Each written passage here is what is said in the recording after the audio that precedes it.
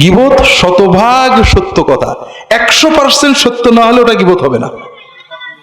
গীবত হওয়ার জন্য প্রথম শর্ত হলো ওটা 100% সত্য হতে হবে। মিথ্যা হলে সেটাকে বলা হয় অপবাদ, বদনাম, মিথ্যা বদনাম। আর গীবত হওয়ার জন্য শর্ত কি? প্রথম শর্ত কি? শতভাগ সত্য হইতে হবে। আল্লাহ রাসূল সাল্লাল্লাহু আলাইহি ওয়াসাল্লাম বলছেন, আতাদরুনা মাল গীবাহ, তোমরা কি জানো গীবত কি? সাহাবায়ে কেরাম বললেন, আল্লাহু ওয়া রাসূলুহু আ'লাম, আল্লাহ এবং তার রাসূল ভালো জানেন। তখন রাসূলুল্লাহ সাল্লাল্লাহু আলাইহি ওয়াসাল্লাম বললেন, যিকরুকা আখাকা বিমা ইয়াকরাহ, তোমার ভাইয়ের গায়বাতে, অনুপস্থিতিতে তোমার ভাই সম্পর্কে এমন কথা বলবে, ওই কথাটা সে যদি জানে তার কষ্ট লাগবে। সে চায় না যে আমার অনুপস্থিতিতে আমার পিছনে কেউ আমার এই কথাটা বলুক। তাহলে একটা জিনিস গীবত হওয়ার জন্য কয়েকটা শর্ত।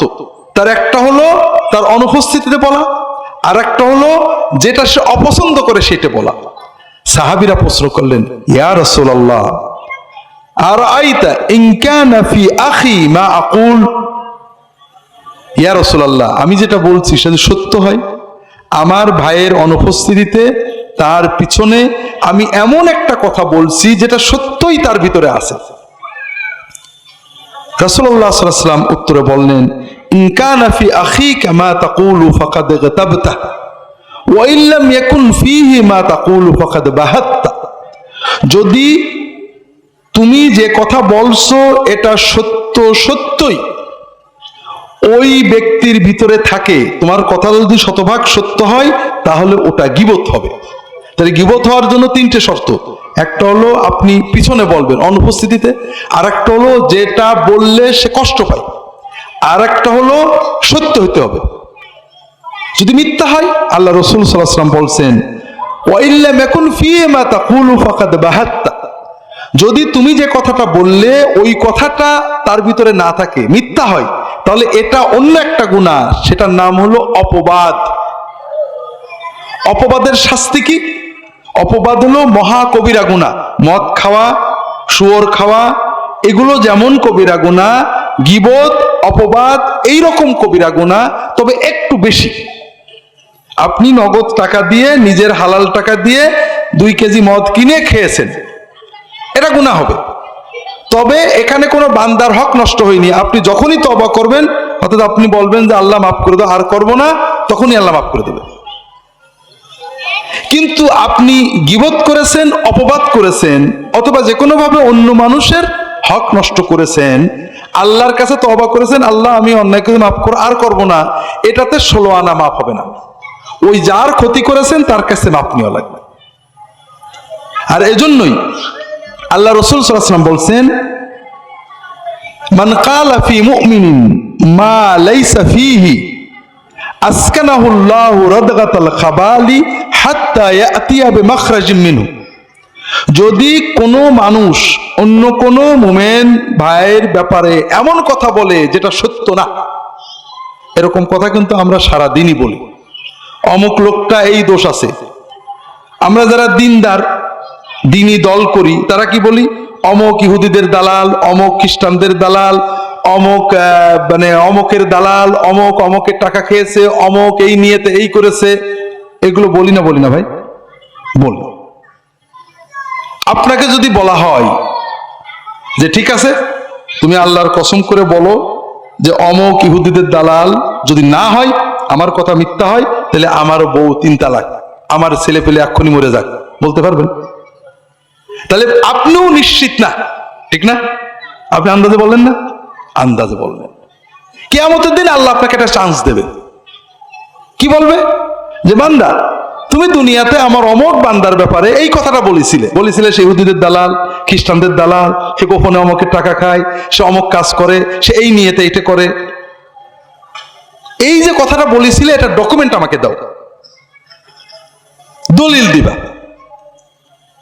আসকানাহুল্লাহু রাদগাতাল খাবালি হাত্তা ইয়াতিয়া বিমাখরাজিন মিনহু, যতক্ষণ তুমি দলিল না দিতে পারবে ততক্ষণ আল্লাহ তাআলা ওই বান্দাকে, ওই যে ব্যক্তি অপবাদ করেছিল, মুমিনের নামে মিথ্যাচার করেছিল, আন্দাজে অপবাদ দিয়েছিল, ভিত্তিহীন অপবাদ দিয়েছিল, ওই লোকটাকে জাহান্নামে, জাহান্নামীদের রক্ত, পুজ, পেশাব, পায়খানা যেখানে থাকে ওর ভিতরে তার অবস্থান দিয়ে বলবেন, তুমি যতদিন ডকুমেন্ট না দিতে পারো এখানে থাকো।